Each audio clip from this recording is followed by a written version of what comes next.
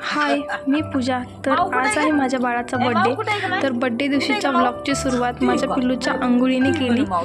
तर खूप छान बोलत होती, त्यामुळे राहवलं नाही आणि ही क्लिप शूट केली. तर इथे बघा, बड्डेची सर्व तयारी झालेली होती. इथे सगळेजण आलेले होते. तिचे आजोबा आहे, खूप छान छान गिफ्ट देखील आणलेले होते. त्याची पाहणीसुद्धा चालू होती पिल्लूची. त्यानंतर इथे सर्वजण बसलेले होते. खूप जण बोलले नव्हते, त्यामुळे खूप छान सेलिब्रेट झाला बड्डे. आणि पिल्लूनेही खूप छान साथ दिली म्हणायला हरकत नाही.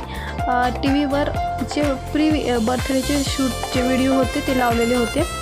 तर खूप छान एन्जॉय करत होते सगळेजण. आपलं आवृत्त ते बघून घेत होते. काही मोबाईलवर पण मी केलेले व्हिडिओ टाकले होते तिथे. तर ते व्हिडिओ तुम्हाला बघायचे असेल तर मला नक्की कमेंट करून सांगा. खूप छान व्हिडिओ आहेत. तर इथे बर्थडे गर्ल बघून घ्या. तर हिचं वेगळंच चालू होतं. इथं ठेवला होता केक आणि तिनं अर्धा टोकरून खाल्ला देखील होता.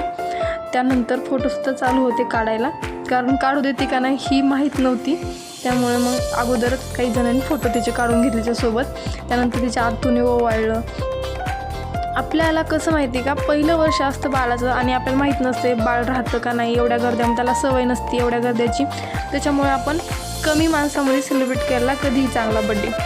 आणि एक स्पेशली म्हणजे इथे केक कापला आणि लगेच खूप असं ओवाळायला उशीर केला नाही. 2-5 जणींनी ओवाळला आणि झाला लगेच असे कट केला केक.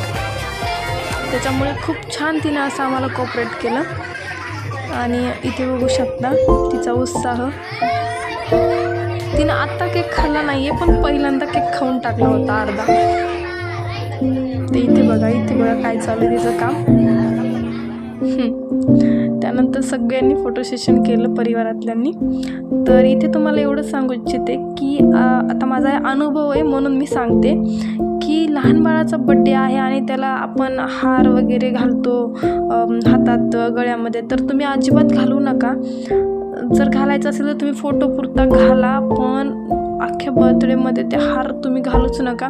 कारण त्या हाराने ते ओझं खूप असतं त्या हाराचं. त्याच्यामुळे ते मूल असं एकदम गडबडून जातं आणि त्याला आवडत नाही, रडायला लागतं. मग सगळा त्याचा मूडच जातो निघून. त्याच्यामुळं एकदम त्याच्या परीनं सॉफ्ट कपडे घ्या बड्डेला त्याच्या. छान किती घ्यायचे तसे घ्या, पण सॉफ्ट घ्या एकदम मस्त. त्याच्या अंगाला पण असे छान हे व्हावेत, टोचू नयेत कुठेही. हार अजिबात घालू नका फुलाचा. त्यामुळे मूड छान राहतो मुलांचा आणि छान आपल्याला कॉपरेट करतात मुलं. आणि चिडचिड देखील त्यांची होत नाही. आणि कमी माणसं असतील तेवढं चांगलंच माहिती आहे का. जर मोठं झालं मूल तर नंतर तुम्ही माणसं छान जास्त बोलवा, मस्त मोठा सेलिब्रेट करा बड्डे. पण जोपर्यंत मुलाचा पहिला बड्डे ना त्यावेळेस कमीच माणसामध्ये सेलिब्रेट करा बड्डे.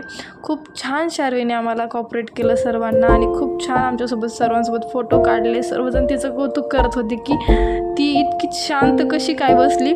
आणि मला देखील तिचं असं कौतुकच वाटत होतं की एवढी कशी शांत बसली, एवढी शांत नसून देखील ती खूप छान सगळ्यासोबत फोटो काढले. आणि आता सगळ्यांचे फोटो बघून घ्या कसे आलेत कसे नाही. कसं झाला माझ्या पिल्लूचा बर्थडे नक्की सांगा कमेंट करून. आणि तिला तुम्ही दिलेले जे बर्थडे दिवशी तिला विश केले त्यांच्या सगळ्यांचे आभार पिल्लूकडून, माझ्याकडून, माझ्या सर्व परिवाराकडून.